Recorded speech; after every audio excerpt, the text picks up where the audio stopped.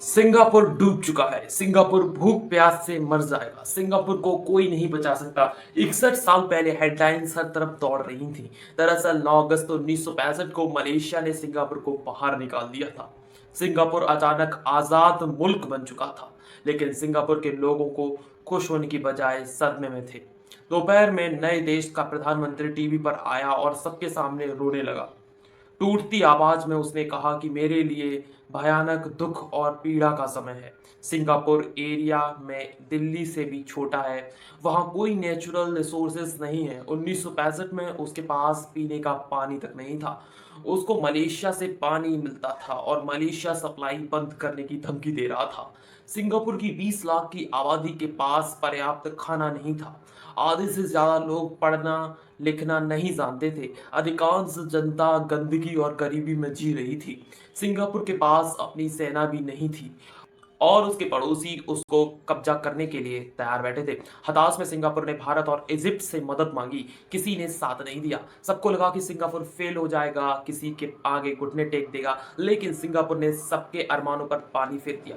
Cut to 2026 में Singapore की capital income 1,07,000 billion dollars है। जापान, अमेरिका, स्विट्जरलैंड से भी ज्यादा। यह भारत में 36 गुना ज्यादा।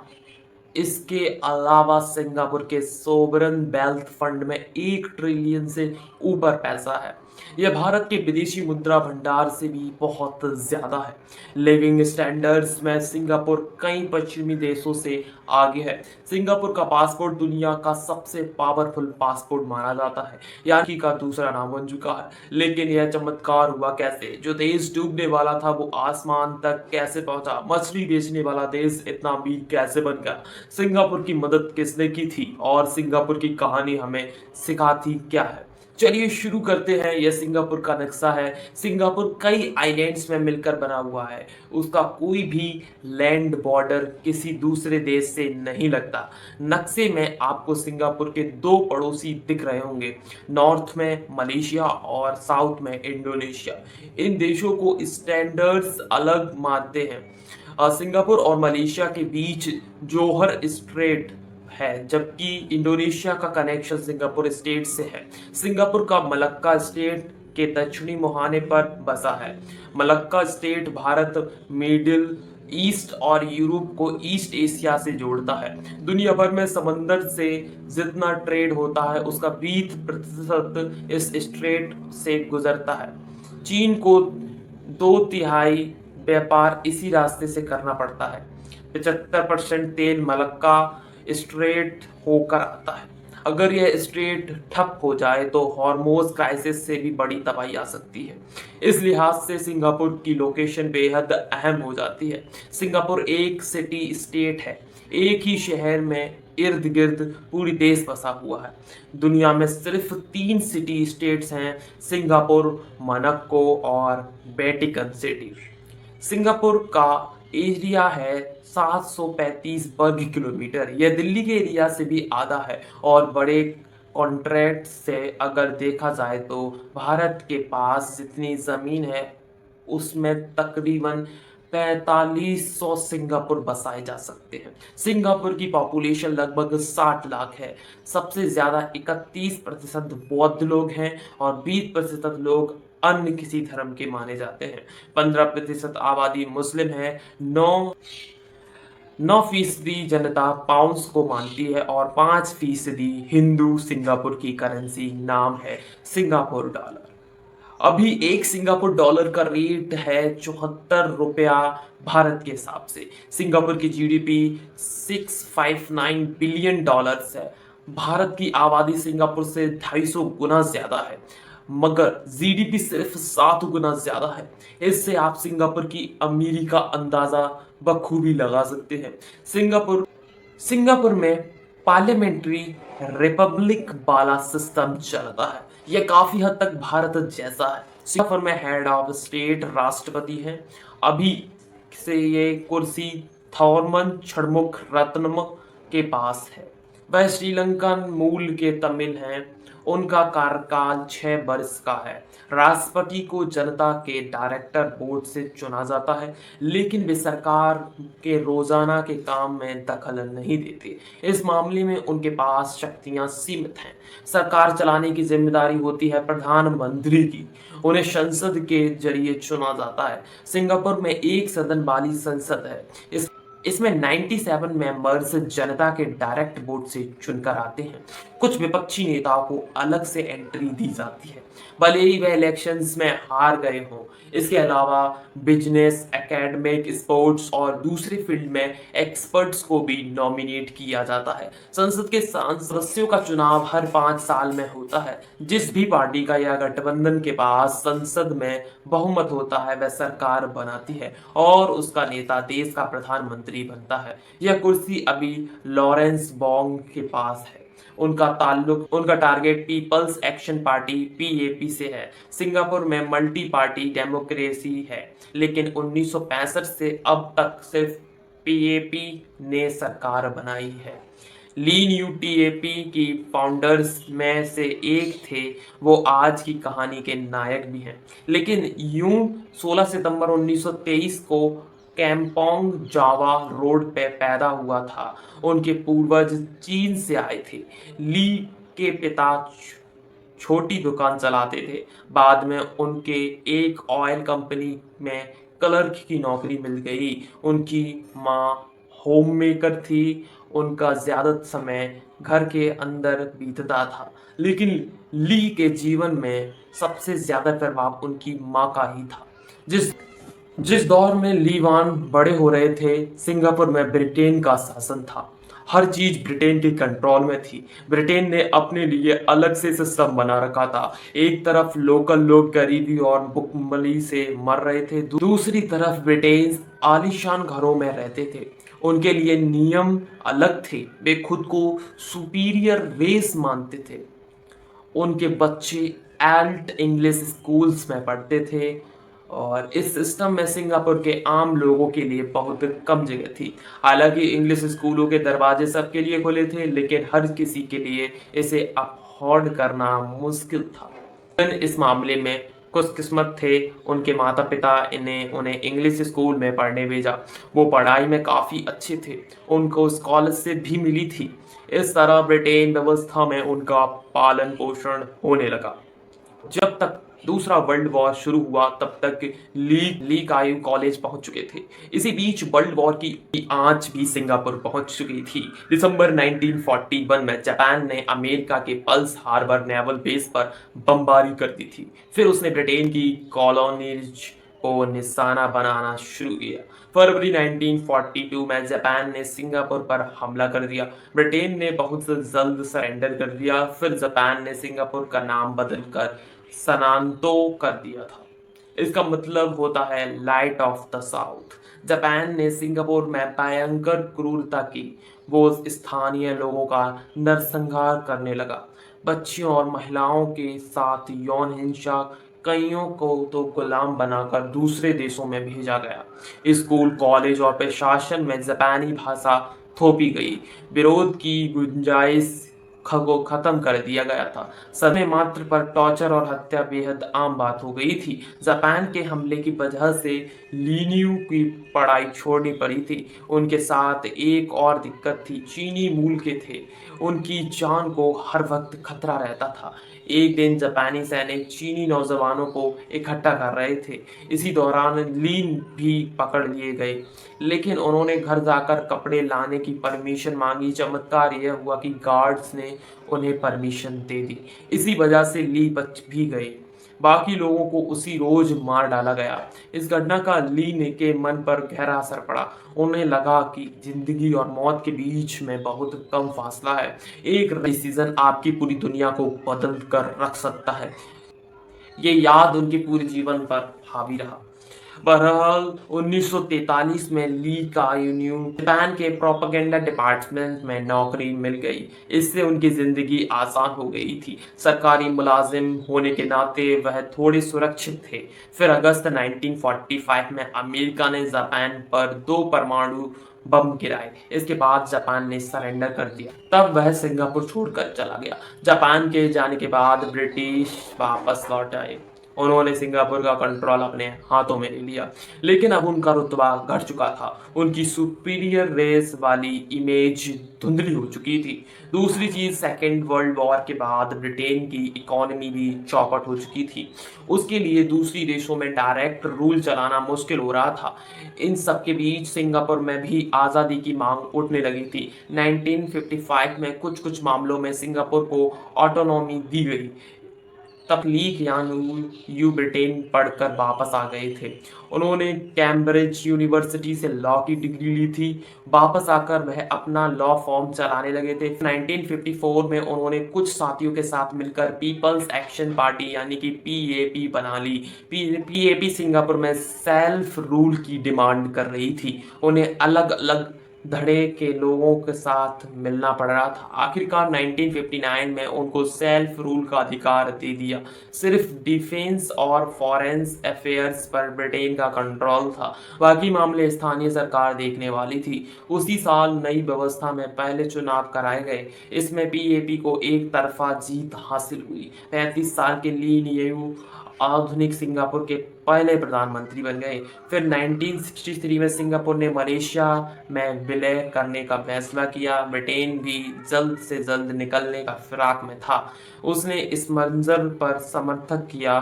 सिंगापुर को लगा था कि मलेशिया के विलय करने के बाद फायदा होगा, ज़्यादा अवसर मिलेंगे, मलेशिया के मार्केट का एक्सेस मिलेगा और ब्रिटेन के शासन से उन्हें मुक्ति भी मिल जाएगी। लेकिन इस रिश्ते में शुरुआत से ही खोट थी। मलेशियन सरकार की प्राथमिकता सिर्फ मलयाली लोगों को थी। वो बाकियों को कमतर मानती थी। यह सोच उनकी नीतियों में साफ साफ झलक रही थी। इसके अलावा मलेशिया की सत्ताधारी पार्टी ने सिंगापुर में जातीय दंगों को बढ़ावा दिया। इन सब के बीच चलते पीएपी और मलेशिया सरकार में खटपट होने लगी। मलेशिया पीछे हटने के लिए तैयार ही नहीं हुआ, अपनी मलेशिया सुप्रीमेसी से समझौता नहीं करना चाहता था। आखिरकार 9 अगस्त 1965 को मलेशिया ने सिंगापुर को बाहर निकाल दिया। नहीं, मलेशिया के प्रधानमंत्री ने मीडिया के सामने कहा, अगर सिंगापुर ने कभी हमें नाराज किया तो हम उसका पानी बंद कर देंगे। सिंगापुर के पास ड्रिंकिंग वाटर का कोई सोर्स नहीं था। उसको एक एक बूंद पानी मलेशिया से मिलता था। ऐसे माहौल में सिंगापुर आज़ाद तो हुआ, उस पर आज़ादी थोपी गई थी। सिंगापुर ने कभी फॉरेन पॉलिसी और डिफेंस अकेले दम पर नहीं संभाल पाया था। अधिकांश जनता गरीब थी, ज़्यादातर लोग झुग्गियों में रहते थे। बेरोजगारी के बढ़ने की आशंका थी। इकॉनमी किसी भी वक्त ध्वस्त हो सकती थी। सिंगापुर की अपनी आर्मी भी नहीं थी। वे अब तक ब्रिटेन पर निर्भर थे और ब्रिटेन अपनी मिलिट्री बेसिस भी खाली कर रहा था। इस बेसिस पर 300 लोग का काम करते थे। ब्रिटेन के पास जाने से वह बेरोजगार होने वाले थे। अचानक आज़ाद हुए देश के लिए यह सब किसी सदमे से कम नहीं था। ली कुआन यू को दुश्शार ये पता था। उनके सामने दो रास्ते, मलेशिया के सामने या तो गिड़गिड़ाएं या फिर सिंगापुर को अपने दम पर खड़ा करें। पहले रास्ते में खुददारी छोड़ ली थी, दूसरे में नींद चैन से समझौता करना था। दूसरा रास्ता बेहद मुश्किल था, लेकिन ली कुआन यू ने हिम्मत दिखाई और दूसरा रास्ता चुन लिया। आज़ाद होने के तुरंत बाद ली कुआन यू ने अपनी सरकार की प्राथमिकताएं तय की। उनकी पहली चुनौतियां डिफेंस को यह मानते हुए दिखाना था कि जो देश अपनी रक्षा खुद नहीं कर सकता, उसे हमेशा दूसरों की मर्जी पर निर्भर रहना पड़ता है। उस समय सिंगापुर के सामने दो बड़े खतरे थे। एक तरफ मलेशिया पानी बंद करने की धमकी दे रहा था और दूसरी तरफ इंडोनेशिया आंखें दिखा रहा था। इसीलिए ली कुआन यू ने आर्मी को मजबूत बनाना चाहते थे। उन्होंने भारत के तत्कालीन प्रधानमंत्री लाल बहादुर शास्त्री और इजिप्ट के राष्ट्रपति गमाल अब्दुल नासिर सर को चिट्ठी लिखी। ली ने उनके मिलिट्री इंस्ट्रक्टर्स भेजने की गुजारिश की थी और सिंगापुर के सैनिकों को ट्रेनिंग देनी भी और प्रॉपर आर्मी बनाने में मदद करनी थी। लेकिन ली की चिट्ठी का तो भारत ने जवाब ही नहीं दिया, ना ही इजिप्ट ने। जब कई हफ्ते गुजर गए तो ली को बड़ी निराशा हुई। फिर उन्होंने तीसरा विकल्प आजमाया। उन्होंने तीसरी चिट्ठी ऐसे देश को भेजी जो सिंगापुर की तरह ही छोटा था और हर तरफ से दुश्मनों से घिरा हुआ था। यह देश था इज़राइल। इज़राइल ने उनकी मदद के लिए तैयारी दिखाई और उनकी मदद की, लेकिन यहाँ पर एक समस्या थी। ज़्यादातर मुस्लिम देश इज़राइल से नफरत करते थे और इधर सिंगापुर भी दो मुस्लिम देशों से घिरा हुआ था। अगर यह पता चल जाता कि इज़राइल उसकी आर्मी बना रहा है तो मामला बिगड़ सकता था। इसलिए इस ऑपरेशन को सीक्रेट रखा गया। फिर दिसंबर 1965 में इजरायली आर्मी के 6 अफसर और उनकी फैमिलीज सिंगापुर पहुंची। वे मैक्सिको के पासपोर्ट्स पर सिंगापुर में दाखिल हुए थे। इजरायली टीम के लीडर हेवाब जीवी, फौज में उन्हें गांधी जी के नाम से जाना जाता है। गांधी की टीम ने अगले कुछ महीनों में सिंगापुर के डिफेंस का ढांचा खड़ा कर दिया था। उन्होंने मिलिट्री सर्विसेज को कंपल्सरी रखने का सुझाव दिया। सरकार ने सलाह मान ली। 1967 में नौजवानों के लिए मिलिट्री सर्विस को अनिवार्य बना दिया गया। यह व्यवस्था आज तक लागू है। इससे सैनिकों की कमी की समस्या खत्म हो गई। इसके अलावा इजरायली एडवांस ने सैनिकों को ट्रेनिंग की दी। उन्होंने डिफेंस, मिलिट्री और इंटेलिजेंस एजेंसियों का स्ट्रक्चर भी तैयार किया। जिस वक्त इजराइल मदद कर रहा था तब तक सिंगापुर ने उसको मान्यता भी नहीं दी थी। दोनों देशों ने 1969 में ऑफिशियल डिप्लोमेटिकल रिलेशंस स्थापित किए थे। तब तक सिंगापुर की आर्मी अपने पैरों पर खड़ी होने लगी थी।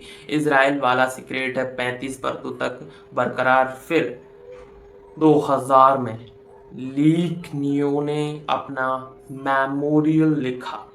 तब जाकर दुनिया को इजराइल कनेक्शन की बात पता चल पाई। आज के दिन सिंगापुर आर्मी एशिया की सबसे मजबूत और एडवांस सेनाओं में से गिनी जाती है और इसके पीछे इजराइल का साथ और ली यान यू का दूरदर्शी दावा था। ली के सामने दूसरी बड़ी चुनौती साफ पानी की थी। सिंगापुर चारों तरफ से समंदर से घिरा हुआ था। पीने का पानी नहीं बराबर था। वहाँ कोई बड़ी नदी या झील भी नहीं थी। पीने वाला पानी मलेशिया से आयात करना पड़ता था। पानी के बिना जीवन नामुमकिन। मलेशिया इस नस को दबाकर सिंगापुर की सांस रोक सकता था। इससे निपटने के लिए 4 टैप स्ट्रैटेजी अपनाई। उन्होंने मलेशिया से जल समझौता नहीं तोड़ा। वहां से पानी लेकिन धीरे धीरे अल्टरनेट व्यवस्था बनाते रहे। उन्होंने रेन वाटर को बचाने के लिए बड़े बड़े रिजर्वियर्स बनाए। इसके अलावा डिस्टिलेशन प्लांट्स लगाए। इसमें समुद्र के खारे पानी को पीने लायक बनाया जाता था। फिर 2003 में सिंगापुर ने न्यू वाटर कंपनी बनाई कि कंपनी एडवांस टेक्नोलॉजी के जरिए खराब पानी को पीने वाला पानी में तब्दील कर रही थी। आज के दिन सिंगापुर की ज़रूरत का 40% पानी यही कंपनी प्रोवाइड करती है। इस तरह सिंगापुर के पास ताज़ा पानी के 4 रेगुलर सोर्सेस हो चुके थे। इसको 4 टैप्स स्ट्रैटेजी भी कहते हैं। जो देश कभी दूसरों पर निर्भर था आज वो वाटर मैनेजमेंट की मिसाल बन चुका है। अब तीसरी चुनौती पर आते हैं। यह थी अर्थव्यवस्था। 1965 में मलेशिया का मार्केट उसके हाथ से निकल गया था। 19 लाख लोगों के देश में 1 लाख से ज्यादा लोग बेरोजगार थे। सिंगापुर के पास न कच्चा तेल था, न गैस, न सोना चांदी और मिनरल्स भी नहीं थे। वहाँ खेती लायक जमीन भी नहीं थी और सिंगापुर में ऐसी कोई इंडस्ट्री भी नहीं थी जो दुनिया को एक्सपोर्ट करती हो। अब सिंगापुर क्या करे? सेकेंड वर्ल्ड वॉर के बाद जो देश आज़ाद हुए थे वे अपने यहाँ कबोवेशन एक जैसी पॉलिसी ला रहे थे। उनका मानना यह था कि विदेशी कंपनी दुश्मन हैं, उन्हें नेशनलाइज कर देना चाहती हैं, उन पर प्रतिबंध लगाना चाहिए, उन्हें बाहर का रास्ता दिखाना चाहिए। भारत लाइसेंस राज बन रहा था जहां एक फैक्ट्री खोलने के लिए लगभग 80 कागजों की जरूरत पड़ती थी। इजिप्ट ने स्पेस नहर को नेशनलाइज कर दिया था। इंडोनेशिया ने डच संपत्तियों पर कब्जा कर लिया था। तांजानिया, घाना, गिनी, अल्जीरिया जैसे देश सरकारी कंपनियां बनाने पर ध्यान दे रहे थे। इन देशों का पूरा ध्यान विदेशी कंपनियों को बाहर रखने का था, लेकिन लीगान यूनियंस के उलट जाने का फैसला किया। सिंगापुर के पास न तो पूंजी थी न बाजार, ये दोनों उन्हीं कंपनियों में मिल सकते थे जिन्हें थर्ड वर्ल्ड वॉर के देश अपने यहाँ से निकाल रहे थे। इस काम में इकोनॉमिक डेवलपमेंट बोर्ड डीबीटी की मदद ली गई। सिंगापुर ने 1961 में ईडीबी बनाई थी। तब तक मकसद रोजगार बढ़ाने पर था। आज़ादी के बाद इसका दायरा बढ़ गया था। ली ने ईडीबी में काम करने वाले नौजवानों को दुनिया भर के फाइनेंशियल सेंटर्स पर भेजा। न्यूयॉर्क, लंदन, टोक्यो, पेरिस, हस्टन आदि जगहों पर गए। उनका एक ही मिशन था, उन्हें दुनिया की सबसे बड़ी कंपनियों को सिंगापुर आने के लिए तैयार करना था। इसके लिए उन्होंने ऐसा प्रपोजल दिया जो उस समय कोई दूसरा देश नहीं दे रहा था। सिंगापुर का ऑफर था, आप हमारे यहाँ कंपनी फैक्ट्री लगाइए, आपको टैक्स हॉलीडे देंगे, आपको बढ़िया इंडस्ट्रियल लैंड मिलेगा, आपको इंग्लिश बोलने वाले डिसिप्लिन्ड वर्कर्स मिलेंगे, वो भी कम खर्च में। हमारी गारंटी है कि आपकी फैक्ट्रियों में कभी हड़ताल नहीं होगी, आपको भ्रष्टाचार से नहीं जूझना पड़ेगा और आपकी कंपनी को कभी नेशनलाइज भी नहीं किया जाएगा। 1968 में टेक्सास इंस्ट्रूमेंट सिंगापुर आने वाली पहली बड़ी कंपनी बनी। यह सेमीकंडक्टर चिप्स बनाती थी। इसके बाद एचपी, जनरल इलेक्ट्रिक, मोबसेल जैसी कंपनी ने भी दिलचस्पी ली। फिर तो आने वालों की लाइन लग गई। 1970s के दशक में 200 से ज़्यादा मल्टीनेशनल कंपनियां सिंगापुर में प्रोजेक्ट बनाकर दुनिया में बेच रही थी। इससे हजारों लोगों को नौकरियां मिली, सिंगापुर को टेक्नोलॉजी हासिल हुआ और उनके पास अच्छा खासा पैसा भी आया। इस पैसे से उन्होंने अपना इंफ्रास्ट्रक्चर बेहतर किया और दूसरे सेक्टर्स को बढ़ाने पर जोर दिया। हम आते हैं चौथी चुनौती पर, घर की कमी। कारखाने बनाना अच्छी बात है, मजदूरों को नौकरी देते हैं, लेकिन जिन मजदूरों के सिर पर अपनी छत और बैंक में बचत ना हो, उन्हें भी भड़काया जा सकता है। डी क्वान यू प्रधानमंत्री बनने से पहले ऐसे आंदोलन में शामिल हुए थे, इसलिए वह यह बात अच्छी तरह से समझते थे। 1960 में केवल 9% सिंगापुर वासी सरकार फ्लैट्स में रहते थे। लगभग 70% लोग भीड़ भाड़ में और गंदगी में जीते थे और बाकी आबादी झुग्गी झोपड़ी में रह जा रही थी। यह ना तो लोगों की हेल्थ के लिए ठीक था, ना ही सिंगापुर के लिए। सबसे जरूरी यह लोगों की डिग्निटी के साथ भी खिलवाड़ था। ऐसे माहौल में विकसित सिंगापुर की कल्पना भी नहीं की जा सकती थी। इसको ठीक करने के लिए ली क्यान यू ने 1960 में housing and department board HDB बनाया था। इसकी कमान ली किम सान को दी गई। वह पेशे से इंजीनियर थे। उन्होंने सिंगापुर को बदल कर रख दिया। उन्होंने झुग्गियों की जगह फ्लैट्स बनाने का मैंडेट मिला था। 1960 में 1965 के बीच एचडीबी ने 54,000 से ज़्यादा फ्लैट्स बनाए। ब्रिटिश सरकार दशकों के शासन में इतने फ्लैट्स नहीं बना पाई थी। आज़ादी के बाद एचडीवी का काम और बढ़ गया। सरकार ने इमारत बनाने के साथ साथ सोशल इंजीनियरिंग पर ध्यान दिया। जाति समूह के आधार पर बनने वाले इनक्लब्स को खत्म कर दिया। नई बनी इमारतों को मिक्स रखा गया। चीनी, मले, भारतीय मूल के परिवारों को जानबूझकर एक साथ बसाया गया। वह एक ही लिफ्ट का इस्तेमाल करते थे और उनके बच्चे एक ही मैदान में खेलते थे। इसने अलग अलग धड़े के लोगों को एकजुट करने में मदद की, उनके आपसी मतभेद मिटाने में भी बड़ी भूमिका निभाई। फिर 1968 में सरकार सेंट्रल प्रोविडेंट फंड सीपीएफ का सिस्टम लेकर आई।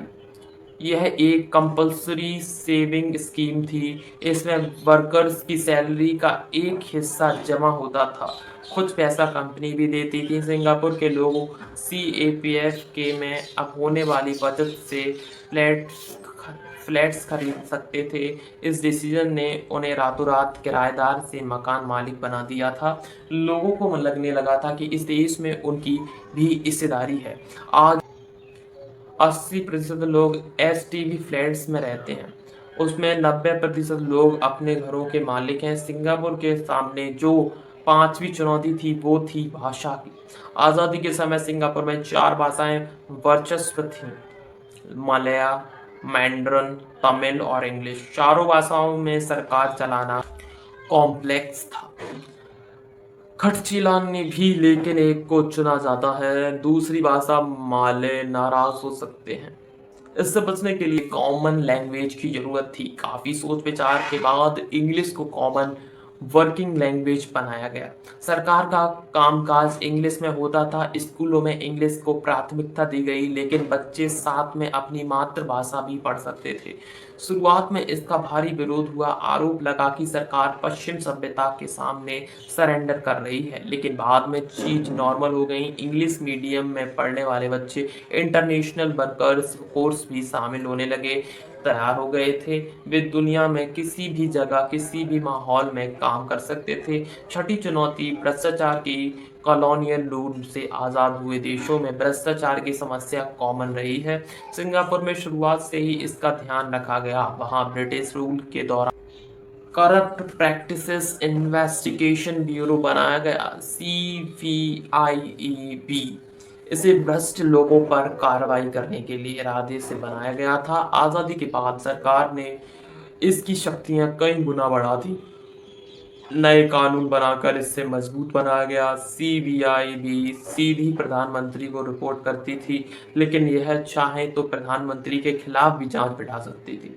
अगर सिंगापुर का कोई नागरिक देश से बाहर भ्रष्टाचार करता है तो वो भी सीबीआई भी उसके खिलाफ कार्रवाई कर सकती है। करप्शन केसेस में दोषी पाए जाने पर कड़ी सजा, जुर्माना व का प्रावधान था। इसके अलावा गंभीर मामलों में संपत्तियां भी जब्त की जा सकती थीं। इन नियमों का बहुत ही कठिनाई से, ईमानदारी से पालन होता था। अतीत में कई मंत्रियों और सीनियर अफसरों को सजा भी हुई, लेकिन ली कुआन यू कहा करते थे कि पब्लिक सर्वेंट्स को अच्छी सैलरी दो, उन पर पूरी निगरानी रखो और गलती करने पर सजा भी दो। सीबीआईबी ने इसका पालन कराने में कोई कसर नहीं छोड़ी थी। रिजल्ट्स देखिए, आज के समय में सिंगापुर दुनिया के 3 सबसे कम भ्रष्ट देशों में आता है। वहां 2024 में करप्शन के मामले 75 मामले दर्ज हुए थे सिर्फ। 2025 में घटकर 68 रह गए। इससे आप सिंगापुर की स्थिति को बखूबी समझ सकते हैं। ये लीग यू के मेजर पॉलिसी डिसीजंस थे जिसने सिंगापुर को दुनिया के विकसित देशों की कतार में पहुंचा दिया। ली ने कुछ और भी छोटे मोटे फैसले लिए थे जिनकी ज़्यादा चर्चा नहीं होती है, लेकिन उनके बिना सिंगापुर की तरक्की आसान नहीं होती। 1959 में जब तक ली कुआन यू पहली बार प्रधानमंत्री बने, सरकार लंबे चौड़े घाटे में चल रही थी। लीग ने तय किया कि मंत्रियों की सैलरी घटाई जाएगी, फिर उन्हें सरकारी अफसरों को मिलने वाला भत्ता भी काट दिया। इसको लेकर बवाल होने लगा था, लेकिन ली पीछे नहीं हटे। दोस्तों, ये था पूरा सिंगापुर का खतन। आपको कैसा लगा हमें कमेंट बॉक्स में जरूर बताएं।